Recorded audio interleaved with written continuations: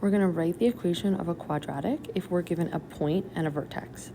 So the first thing that we're going to do is we're going to plug in our y, x, h, and k values, and then we'll be able to solve for the remaining variable of a. After we have a, we'll be able to write the equation in vertex form using the vertex, h and k, and our a value. If they ask for it in standard form, we can then convert over to standard form if needed. So let's try this first example. It asks us to write the equation of the quadratic that has a vertex of 5, -2, and the graph passes through the point of 3, -1. Because this point is our vertex, the first value, the x value, is h, and the second value, our y value, is our k. In the point that is not the vertex, we will label it x, y. Now we're going to plug those 4 values in. So -1 is equal to, we don't know a, but we know x minus our h value squared, and then plus k, so -2. So we have -1 is equal to a. This is being multiplied by this binomial squared. So 3 minus 5 is -2. -2 squared is 4. So this is 4 times a, and then -2.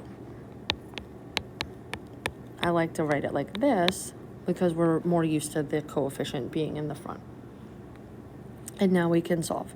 So we're going to add 2 to both sides, and we get 1 is equal to 4a. We're going to divide by 4, and we know a is 1/4. Now that we know that a is 1/4, we can take that, plug it back in to the formula for vertex form and the vertex. So we have y is equal to 1/4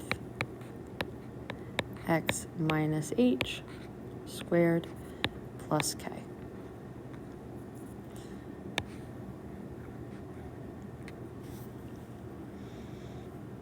If you were asked to specifically put it in standard form, you would have to take your binomial, write it out twice,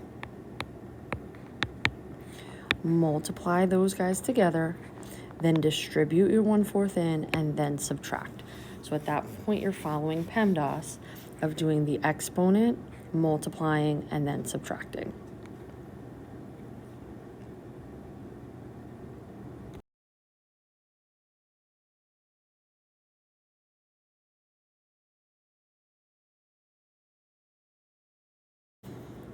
If you're given the x-intercepts and a non-vertex point, then you can also write the equation in standard form where y is equal to a times x minus p, x minus q, where p and q are those x and y intercepts.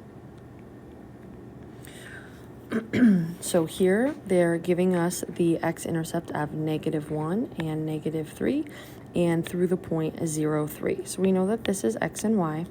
And with your points, it doesn't matter. One of these is p and the other one is q. So we're going to plug in y. We know it's 3 is equal to a x minus -1 x minus -3. But we already know our x value as well, which we labeled over here as 0. So 0 minus -1 and 0 minus -3. So we have a 0 minus -1 is 1, 0 minus -3 is 3. So we have 3 is equal to 3a, so a is equal to 1. So then we can plug back in y is equal to 1, and then we have x. We know that minus negative is going to become plus 1, and x, again, we have that minus the negative, so plus 3.